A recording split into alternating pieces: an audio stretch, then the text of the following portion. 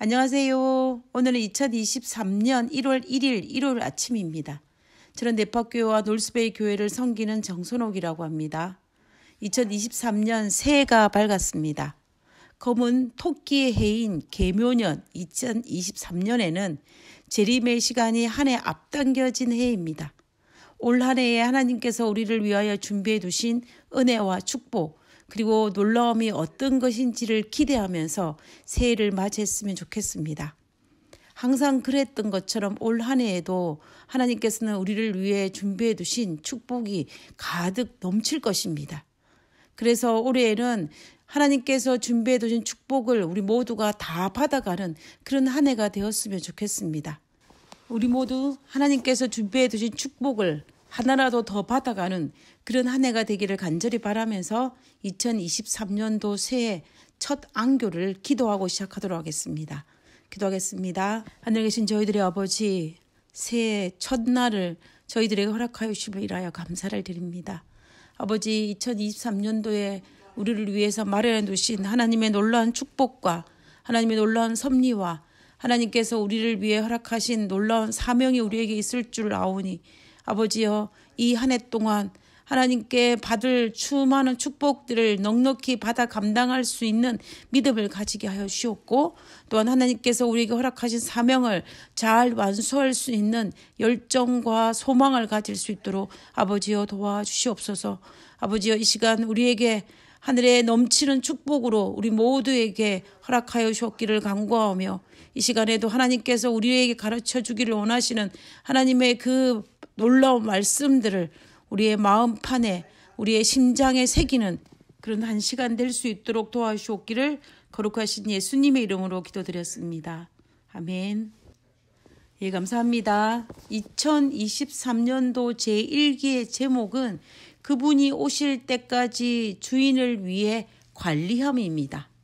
하나님께서 십자가를 통해 죄의 권세에서 우리를 구원하셨지만 아직 재림하지 않으셨기 때문에 우리는 여전히 죄악 세상에 살아가고 있습니다.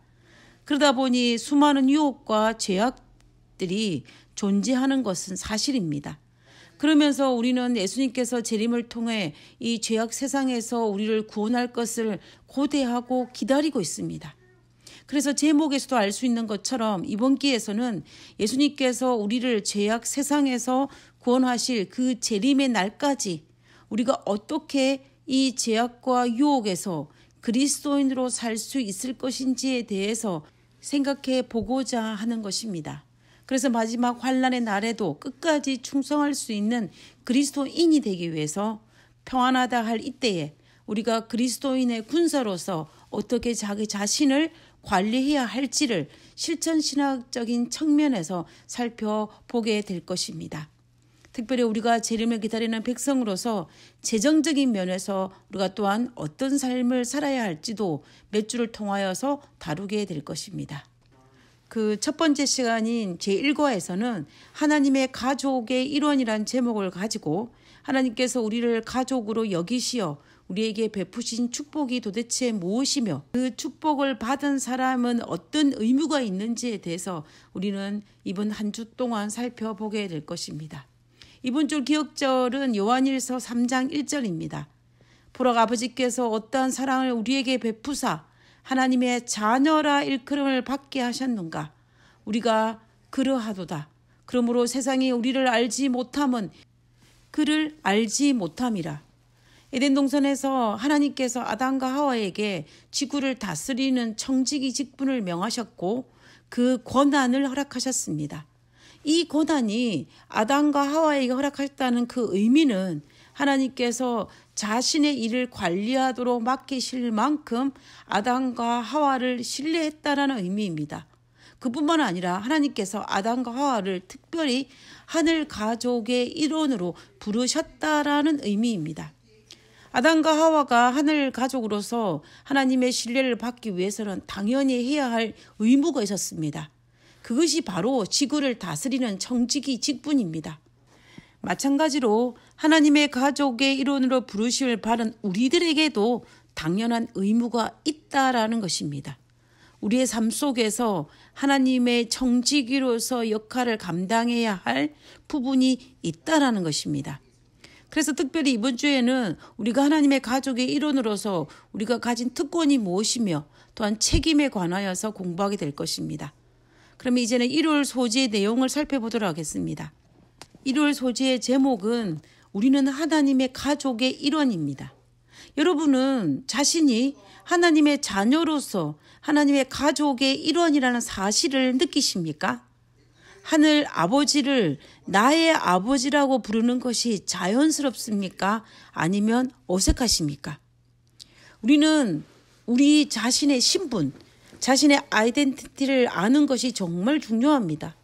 자신이 누구인지를 모르면 가족 없이 고독감을 느끼게 하는 공허에 빠질 수가 있습니다. 먼저 내가 누구인지를 아는 것은 정말 중요합니다. 저에게는 거의 30년 전에 돌아가신 아버지에 대한 기억 중에 잊지 못하는 기억이 하나 있습니다. 커다란 족보책을 펼치면서 자녀들을 불러 모아놓고 족보를 가르친 것입니다. 아버지는 우리를 향하여 너희는 진양정씨 공대공파 22대 손이다 라고 가르쳤습니다. 그리고 시조가 누구이고 또 어떤 일들이 있었고 너희 조상 중에 누구누구는 어떤 일을 했는지를 자녀들을 불러 모아놓고 커다란 족보책을 펼치면서 가르치셨던 것을 저는 기억합니다. 제가 6남매 중에 가장 막내였지만 어릴 때 가르쳤던 그 아버지의 가르침은 지금도 기억하고 있습니다. 아버지께서 이 족보를 가르치면서 우리 자녀들이 커다란 가족 공동체 안에 소속되어 있음을 알려주셨고 그리고 그 가족 공동체에 어울리는 사람이 되어야 한다라고 반복하여 가르쳤던 것을 기억합니다. 우리의 영적 신분도 마찬가지입니다. 우리가 우리 하나님과 상관이 없는 관계가 아니라 하나님께서는 우리를 창조하셨고 우리를 구원하시기 위해서 가장 사랑하는 독생자 외아들을 이 땅에 내려보내셨고 예수님은 우리를 구원하기 위해 이 땅에 내려오심으로 말미암아 우리가 하나님의 자녀가 되는 하늘 가족의 일원이 되는 그러한 관계가 있음을 우리는 기억해야 합니다. 예수님께서 사역 초기에 제자들이 기도하는 방법을 가르쳐 달라고 요청했던 적이 있습니다. 그때 예수님께서 기도하는 방법을 가르치셨는데요. 그것이 우리가 잘 알고 있는 주기도문입니다. 예수님께서 가르친 주기도문의 시작이 어떠하였습니까? 하늘에 계시는 우리 아버지여 이름이 거룩히 여김을 받으시오며 라고 시작하지 않았습니까? 여기에 서두에서 말하고 있는 것처럼 하늘에 계시는 하나님이 나의 예수님, 나만의 하나님이 아니라 너의 아버지도 되고 나의 아버지도 되는 우리 아버지라고 선언한 것입니다. 예수님께서는 하늘의 아버지가 예수님만의 하나님의 아버지가 아니라 우리 모두의 아버지라는 것을 가르쳐 주시기 위해서 우리 아버지라는 단어를 사용하고 계셨던 것입니다. 우리가 홍길동전에 보면요.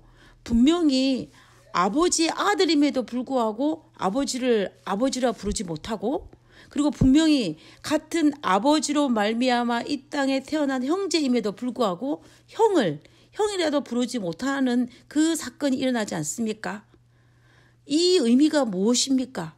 이 의미는 분명히 같은 아버지의 아들이지만 정실 부인에게서 난 아들과 첩에게서 난 아들은 한 가족이 되지 못한다라는 것을 의미하는 것입니다. 가족의 일원이 되는 것을 거부하였다라는 것입니다. 다시 말하면 가족의 일원이 되지 못한다라는 것입니다. 그런데 예수님께서는 우리에게 뭐라고 말씀하셨냐면 우리 아버지라고 부를 수 있는 특권을 우리에게 허락하셨습니다. 예수님께서 우리를 하나님의 자녀로서 같은 하늘 가족의 일원으로서 우리를 인정했다라는 것을 우리는 여기에서 볼 수가 있다라는 것입니다. 이 마음은 예수님께서 십자가에서 우리의 죄를 대신하여 지시고 부활하신 이후에도 여전히 변하지 아니하셨습니다. 부활하신 이후에 마리아에게 예수님께서 요한복음 20장 17절에 이렇게 말씀하셨습니다. 나를 붙들지 말라. 내가 아직 아버지께로 올라가지 아니하였노라. 너는 내 형제에게 가서 이르되 내가 내 아버지 곧 너의 아버지 내 하나님 곧 너의 하나님께로 올라간다 하라라고 말씀하셨습니다. 주기도문보다 더 확실하고 직접적으로 언급하신 부분이 바로 이 말씀입니다. 내 형제라고 하였습니다. 예수님은 제자들을 내 형제라고 하셨습니다. 형제지간입니다. 그뿐만 아니라 내 아버지, 곧 너희 아버지라고 하였습니다. 우리 하나님은 내 아버지이시기도 하시고 너희 아버지이시기도 하신다라는 것입니다.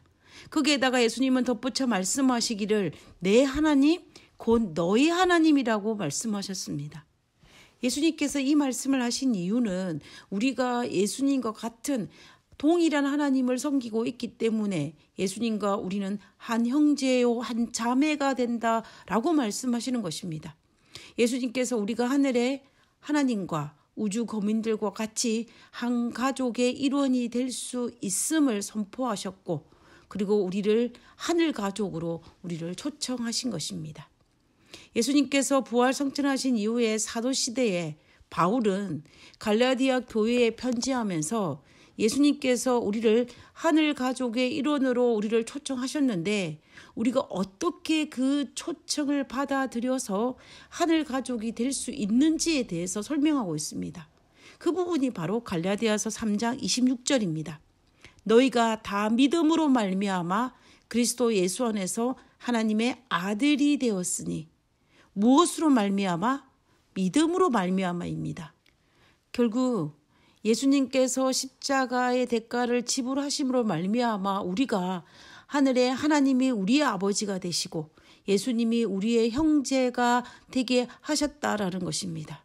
그래서 바울은 그리스도 예수 안에서 하나님의 아들이 되었으니라고 선포한 것입니다.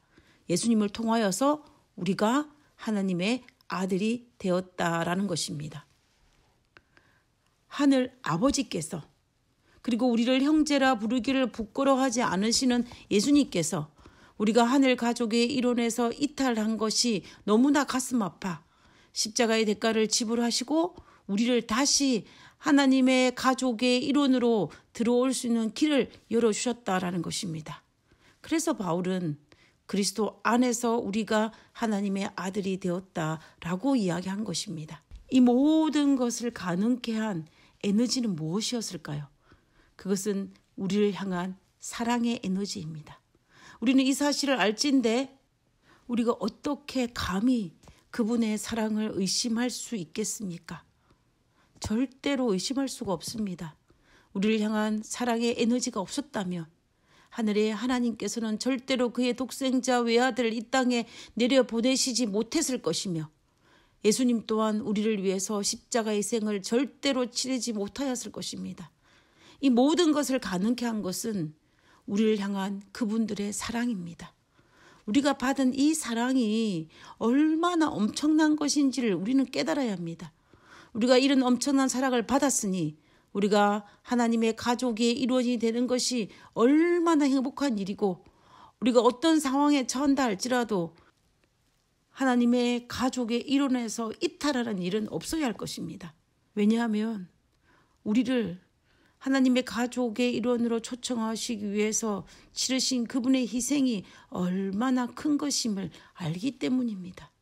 오늘 하루도 우리를 하나님의 가족의 일원으로 부르신 그 사랑에 감사하며 하나님의 가족의 일원으로서 하나님의 자녀답게 살아가는 우리 모두가 되었으면 하는 간절한 바람으로 오늘 교과를 기도하고 마치도록 하겠습니다.